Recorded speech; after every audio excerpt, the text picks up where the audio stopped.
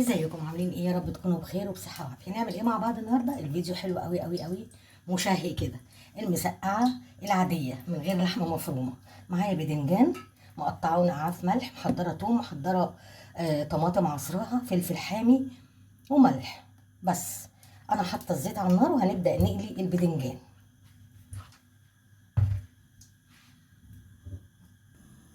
هنا الزيت سخن، هبدا انزل بالباذنجان اصفيه من الميه كويس. بسم الله الرحمن الرحيم.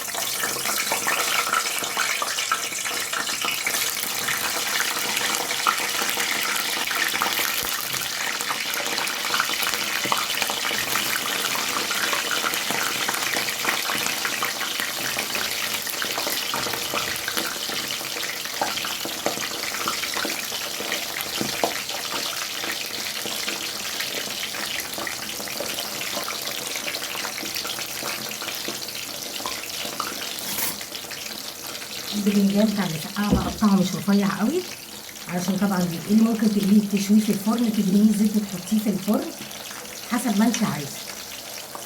انا هنا بقليه زيت مش غزير قوي، وبعدين بخلي لونه ذهبي علشان لو اتحرق بيمرر ما بتبقاش المسقعه حلوه.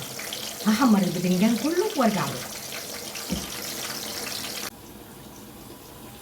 هنا بقى يا جماعه حاطه الحله على النار. وقت ما الباذنجان بيتحمر احط فيها شويه زيت صغيرين يسخن.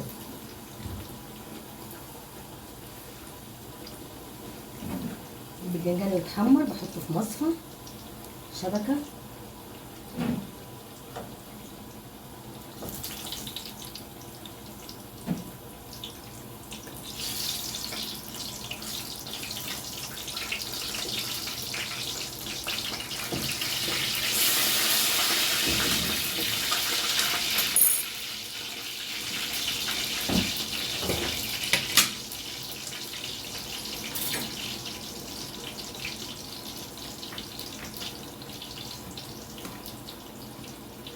هنزل هنا بقى على الزيت بمعلقه توم حلوه كده كبيره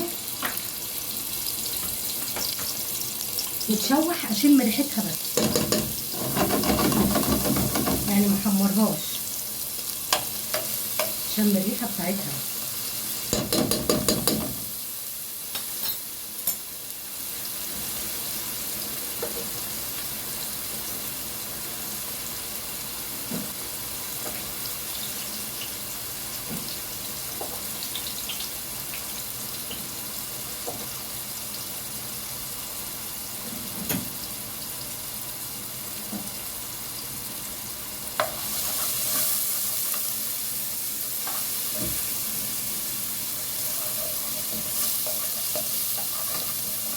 اشم ريحه الثوم وانزل بصلصه الطماطم واسيبها بقى تتسبك كويس.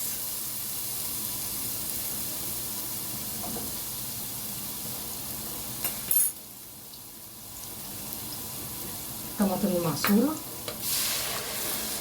بس. احط الملح بتاعي، هتحطي بقى شطه، هتحطي اللي انت عايزاه ده براحتك.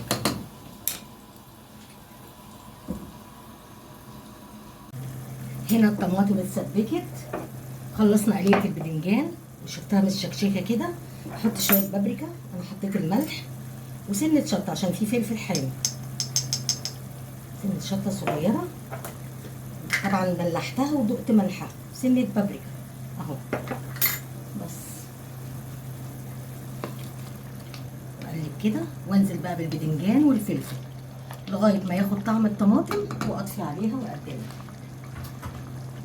انا طبعا حطاها على شبكه تصفيه. بسم الله.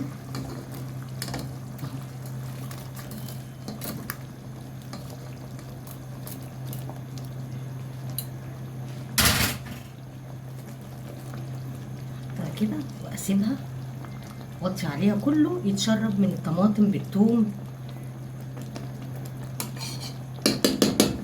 بس كده، وارجع اقدمها معاكم.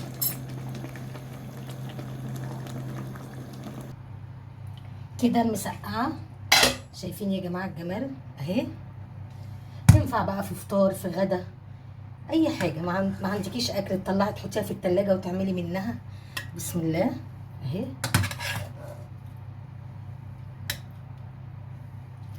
جميله يا جماعه وريحتها حلوه وبتاكل يعني، تفتح النفس في الاكل.